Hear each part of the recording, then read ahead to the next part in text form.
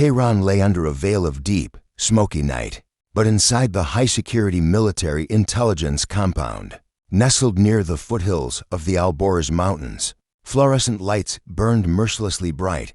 General Muradi, a hardened figure with cold eyes carved by years of silent wars, stood alone in front of a massive digital screen displaying live satellite feeds. The latest image froze the room into silence, a familiar scorched landscape just beyond Syria's border. Moments earlier, a swarm of Israeli kamikaze drones had struck what Iranian officials described as a communications hub. To outsiders, it was a quiet target, but to those in the know, it had housed a contingent of IRGC cyber operators overseeing a digital strike campaign against Israeli infrastructure. The retaliation was precise and symbolic. Tehran knew what it meant. Israel had drawn blood, and now the response would need to be calculated but unmistakable. Senior commanders filtered into the room, eyes alert, faces rigid. One of them whispered a confirmation. The drone had entered Syrian airspace through Jordan, likely refueled by an American tanker. That added a dangerous layer. In response, within hours, Iranian units in Kermanshah began loading Zalzal missiles onto mobile launchers. The chatter from Qom and Isfahan grew louder. In Isfahan, a rapid shift to DEFCON equivalent levels in Iran's internal security system marked a point of no return. The mood across the compound shifted from rage to anticipation. In the corridors of power, retaliation was no longer a matter of if, but when. However, what no one expected was a message that came not through the ground, nor the air, but from the ocean thousands of kilometers away. A junior intelligence officer interrupted the tension in the room with a voice just above a whisper. "Sir, something's happening in the Pacific. We're picking up anomalies in the electromagnetic spectrum signals, consistent with stealth bomber movement near the Mariana Islands." Muradi's brow tightened. Guam. The word hadn't been spoken aloud in recent War Council meetings, not since 2020, when war simulations predicted that any significant U.S. military buildup there would mean the White House was sending a message to both allies and enemies. This isn't your fight, but don't push us into it. As the Iranian general's gaze returned to the satellite feeds, he saw a new image appear, one that chilled the room. For black V-shaped shadows over the Pacific, headed east, unlabeled, unidentified, but unmistakable. Silence fell again. No one in the room dared to ask the question that hung in the air like invisible smoke. Had the Americans just entered the stage? The humid darkness of pre-dawn Guam felt unusually heavy. At Anderson Air Force Base, operations personnel had been working under classified conditions for the past 72 hours. Only a select few officers knew why satellite tracking logs were being scrubbed in real time, why civilian air traffic had been quietly diverted, and why fuel crews were told to prepare for ghost landings without runways being visibly assigned. At exactly 3:40 a.m., with no warning, a deep, subsonic tremor began to ripple through the base, a low-frequency hum, more felt than heard. It was followed by a sudden gust of hot Pacific air. Then the surreal sight of a black wedge slicing silently through the clouds. The first B-2 Spirit bomber emerged like a phantom, flying low and wide, its surface absorbing radar, light, even. The logic of what a machine that large should sound like. Its landing gear extended in silence as it approached the tarmac without navigation lights, nearly invisible to the naked eye. Then, one by one, 3 more followed. The formation was deliberate, tight, and deadly calm. Ground crews, sworn to secrecy and working without the usual fanfare, quickly guided the bombers into a secure hangar known only as Bay Zero, a hardened shelter that hadn't been used in nearly 5 years. No one spoke aloud the mission, but the code words "strategic delivery platform initialized" flashed across encrypted internal monitors. Far above the island, reconnaissance satellites from China and Russia had already picked up the B-2's descent, sending defense analysts into overdrive. The implications were as clear as they were sobering. The United States wasn't just watching the Iran-Israel situation from afar. It was sending a message in the language only superpowers speak fluently: deterrence. A message to Iran that Any escalation could trigger consequences beyond their calculations. A message to Israel that the U.S. would back containment, not escalation. And most dangerously, a message to the world that Guam, often overlooked, had just become the quiet front line in a potential flash war. The White House, still silent publicly, had no intention of confirming or denying the B-2 deployment, but insiders within Pacific Command whispered the truth. These bombers were loaded with long-range cruise missiles and bunker-busting payloads tools for eliminating hardened underground nuclear facilities. Journalists, combing through radar blackout zones and aviation traffic maps, began to sense a storm brewing just under the media surface. Still, there were no press briefings, no presidential tweets, only the invisible pressure of a superpower quietly adjusting its posture. In the tropical silence of Guam, for black bombers sat cold and ready. They had no orders to strike, but they were not there by accident.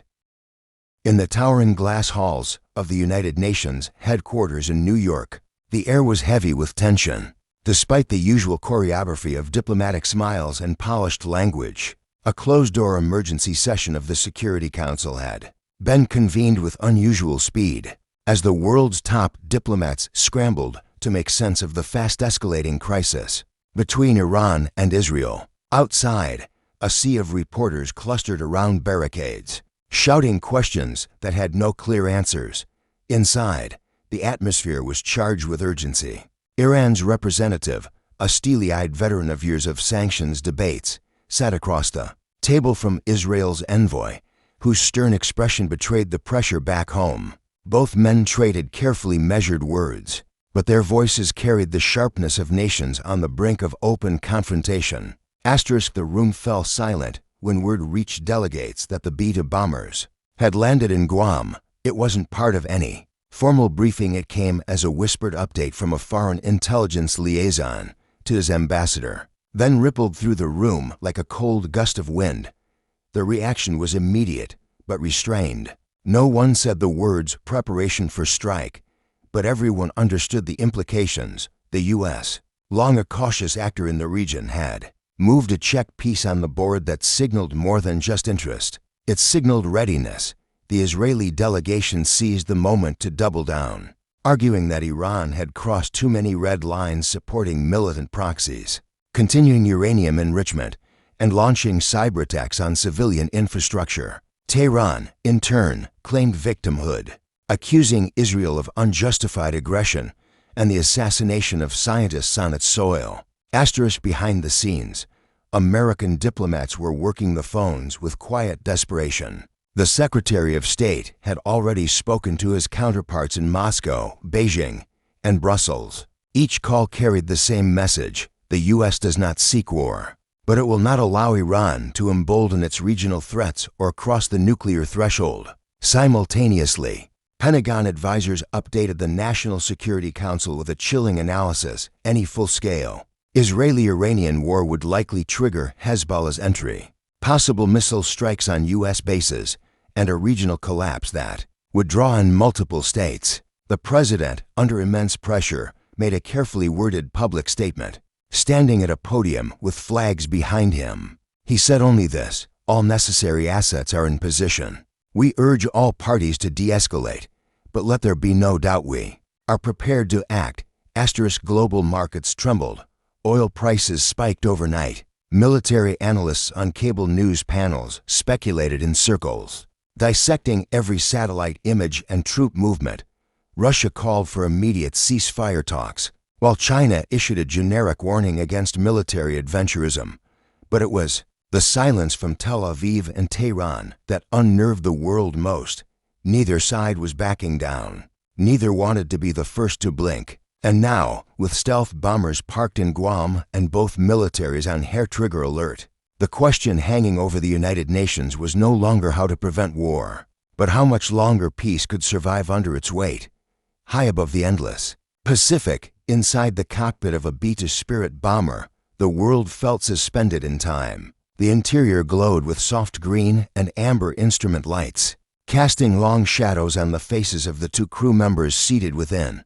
The pilot, a decorated colonel with 3,000 flight hours under his belt, adjusted his oxygen mask and glanced at the encrypted mission status screen.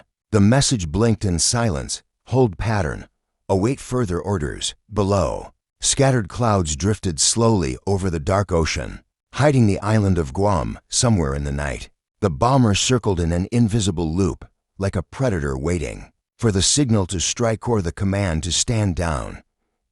Tension inside the aircraft wasn't spoken, but it was deeply felt. Every system was primed, every weapon bay sealed with payloads that could obliterate fortified sites buried deep beneath. Mountains, the B-2 wasn't just a bomber. It was a symbol of precision and power of decisions made far above the pay grade of the two. Crewmen on board. In another part of the aircraft, secure communications buzzed with updates. Surveillance drones were tracking increased movement near Iran's Fordo and Natanz nuclear facilities. At the same time, Israeli satellite intel showed Iranian coups. Force operatives meeting with Hezbollah commanders in Beirut. U.S. analysts pieced together a disturbing picture. Something was building, just under the surface. Yet no formal strike order had been given. For now, the B-2s flew quiet loops, their weapons untouched, their silence more potent than any threat. In Tehran, Iranian leadership huddled in secure chambers deep beneath the Ministry of Defense. Reports from Russian and Chinese backchannels confirmed what they feared. The B-2s south in Guam were real, and they were not empty. Intelligence agents reported that Israeli jets were flying patterns designed to confuse radar, possibly preparing a northern route through Iraqi or Jordanian airspace. Iran's Supreme National Security Council weighed its next move. Missile brigades had been ordered into full readiness, and foreign embassies in Tehran were quietly evacuating non-essential staff.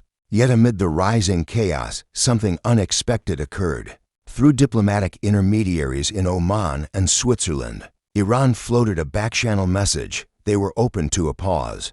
If Israel ceased attacks and the U.S. enforced restraint, it wasn't surrender, it was a signal. In Tel Aviv, the war cabinet convened again. The prime minister, flanked by defense and intelligence chiefs, reviewed new images from Mossad assets. Every recommendation on the table involved risk sum. Monumental. They were confident they could delay Iran's nuclear ambitions. But at what cost? Hezbollah was already on alert. A wider war would ignite Lebanon, Syria, Iraq, and possibly even Gaza. The U.S. had made its position known. Its bombers now shadowed the conversation. Strike now, and Washington might be forced to either back it or contain it. Delay, and Iran could regroup and retaliate differently through proxies, cyber, or even internationally. Back in the sky, the B-2 spirit banked gently. Still in its holding pattern, the ocean below remained deceptively calm. Inside, the pilot received another update. A temporary diplomatic channel had opened. His orders remained unchanged, but the weight of inaction pressed as heavily as the threat of engagement. As dawn began to streak across the horizon, casting soft light over the curvature of the earth, the bomber's shadow stretched long across the clouds. It was a ghost above a world teetering on the edge, its engines whispering through the sky. Holding a breath, the entire world seemed afraid to exhale.